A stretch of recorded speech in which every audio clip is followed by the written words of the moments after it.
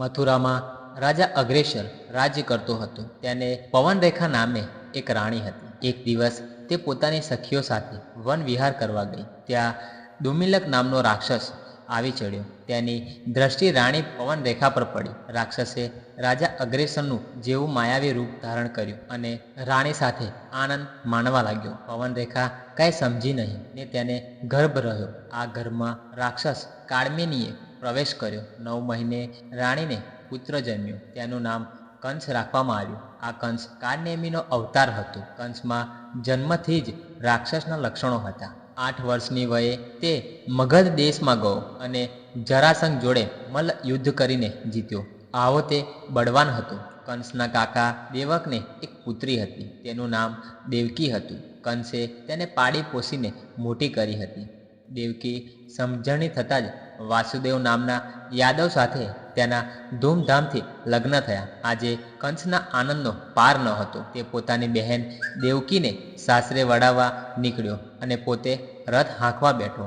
રથ થોડે દૂર ગયો ત્યાં આકાશવાણી થઈ, હે કંસ, આ દેવકીનું 8મું બાળક તારો નાશ કરશે. આટલું સાંભળી કંસની વૃત્તિઓ પલટાઈ ગઈ. તેને થયું, જો હું દેવકીને મારી નાખું તો તેને બાળક ક્યાંથી થશે. તેણે છઠ ખડગ કાઢ્યું અને દેવકીને મારવા ગયો.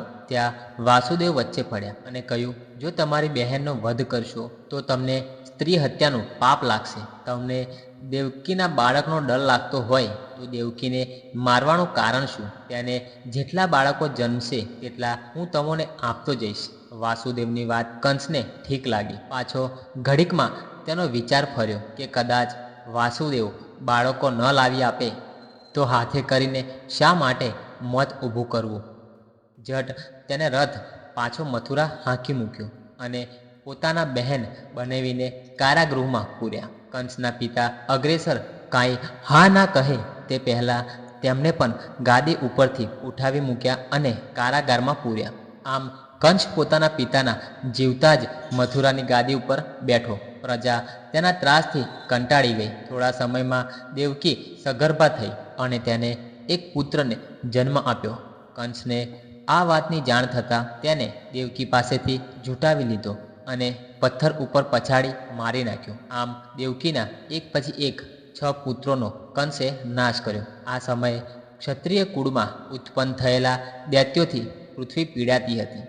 દૈત્યોનો ત્રાસ સહન ન થવાથી પૃથ્વી બ્રહ્માજીને શરણે ગઈ. બધા દેવો ભેગા થયા અને પૃથ્વીને આશ્વાસન આપી તેનું દુઃખ નિવારવાનું જણાવ્યું. દેવોએ એક પછી એક પૃથ્વી ઉપર અવતાર લેવા માંડ્યો. દેવાંગનાઓ વ્રજભૂમિમાં ગોપીઓ બની. દેવો ગોવાળીઓ બન્યા. દેવકી 7મી વાર સગર્ભા થઈ. તે સમયે શેષે પોતાના અંશ વડે દેવકીના સગર્ભમાં પ્રવેશ કર્યો, પરંતુ યોગમાયાએ દેવકીને ગર્ભ વાસુદેવની બીજી સ્ત્રી રોહિણીના ઉદરમાં મૂક્યો. આમ દેવકીનો ગર્ભ નિષેધ પહોંચી ગયો. આ રોહિણીએ 9 માસે પુત્ર જન્મ્યો, જેનું નામ રામ પડ્યું. રામે બલપૂર્વક પ્રલંબાસુરને મારી નાખ્યો, તેથી તે બલરામ કહેવાયા. બલરામ શેષાવતાર ગણવાય છે. દેવકી 8મી વાર સગર્ભા થઈ. ગોકુળમાં નંદરાજ વાસુદેવના પરમ મિત્ર હતા. તેને યશોદા નામે પત્ની હતી. તે આ જ સમયે સગર્ભા હતી. તેના ગર્ભમાં યોગમાયાએ પ્રવેશ કર્યો હતો.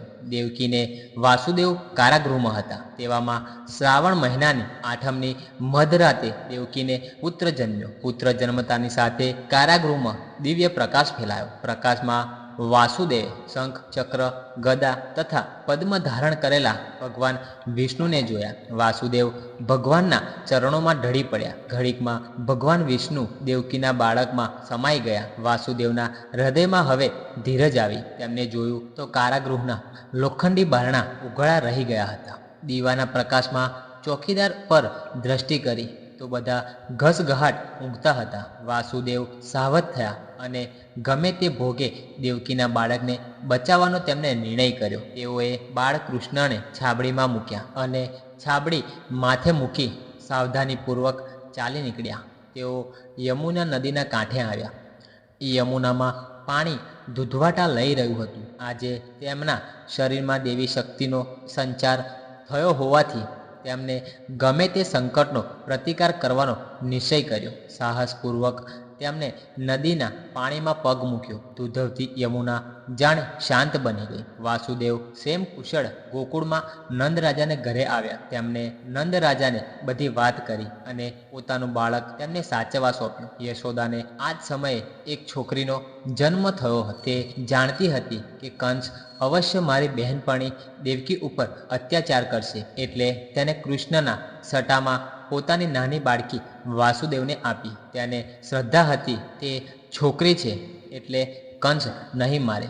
વાસુદેવ છોકરીને લઈને કારાગૃહમાં પહોંચ્યા. વાસુદેવે છોકરી દેવકીના ખોળામાં મૂકી અને બધી વાત કહી. કારાગૃહના બારણા બંધ કરી દીધા. વાત સાંભળી દેવકીને નિરાંત વળી. સવારે કંસને ખબર પડતા એ જ ક્ષણે તે કારાગૃહમાં આવ્યો અને બાળકીની માગણી કરી. વાસુદેવે વિનંતીપૂર્વક કહ્યું, રાજન, દેવકીને પુત્રી જન્મી છે. પુત્રી દ્વારા તમને કંઈ વિઘ્ન નહીં આવે. કંસે કહ્યું, વાસુદેવ, તમારું કહેવું ખરું છે, પરંતુ બતાવો તો ખરા. વાસુદેવે વ્હાલથી છોકરીને કંસના હાથમાં આપી. કંસ છોકરી જોઈ ખડખડાટ હસી પડ્યો અને બોલ્યો, વાસુદેવ, હું મૂર્ખો નથી કે હાથે કરીને કૂવામાં પડું. આમ કહી નિર્દય કંસે છોકરીને પથ્થર ઉપર બળપૂર્વક પછાડી. પણ આ શું? છોકરી અદૃશ્ય થઈ ગઈ અને જતા જતા બોલી, કંસ, ઈશ્વર લીલા તું શું સમજી શકે?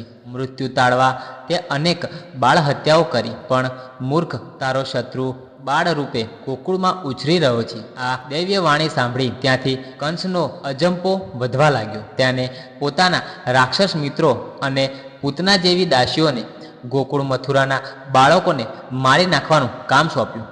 પૂતના માસી સ્વરૂપે નંદરાજને ઘરે ગઈ અને સ્તન ઉપર હળાહળ વિષ ચોપડી કૃષ્ણને સ્તનપાન કરાવવા ખોળામાં લીધા. પરંતુ કૃષ્ણે પોતાને સાથે નાગને સ્તનપાન કરાવ્યું. ઘડીકમાં પૂતના મૃત્યુ પામી. કંસની આખી યોજના ફોગળ ગઈ.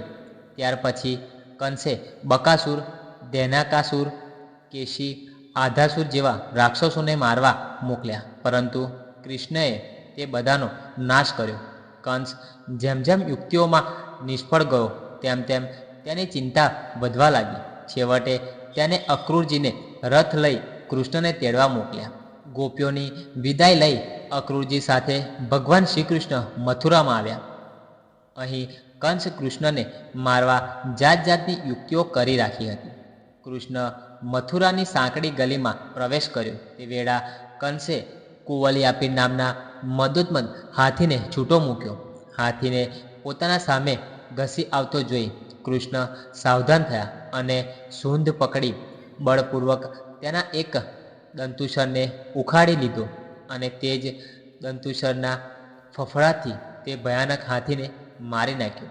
ત્યાં તો કંસે બીજી યુક્તિ કરી રાખી હતી અને ચારુણ અને મુષ્ટિક નામના મલ્લો સાથે મલ્લ યુદ્ધ લડવાનો કૃષ્ણને આગ્રહ કર્યો. કૃષ્ણએ મલ્લ યુદ્ધનો પડકાર ઝીલી લીધો. આ યુદ્ધ માત્ર રમત પૂરતું જ ન હતું, કૃષ્ણને મારવાનું કાવતરું હતું. કૃષ્ણ મલ્લોની ક્રૂરતા સમજી ગયા. યુદ્ધનો પ્રારંભ થયો. વિશાળકાય મલ્લોની સામે કૃષ્ણ બાળક જેવા લાગતા હતા, છતાં તેમને બંને મલ્લોને પછાડી યમપુરી પહોંચાડી દીધા. કૃષ્ણમાં આવું અપૂર્વ બળ જોઈને કંસ ધ્રુજી ઉઠ્યો, છતાં જાણે વહાલ બતાવતો હોય તેમ કૃષ્ણને પ્રેમથી ભેટવા લાગ્યો. કૃષ્ણ પાસે આવ્યા ત્યાં તો કંસે પોતાના બહુ પાંચમાં જકડી લીધા. કંસની ક્રૂરતા કૃષ્ણ જાણી ગયા.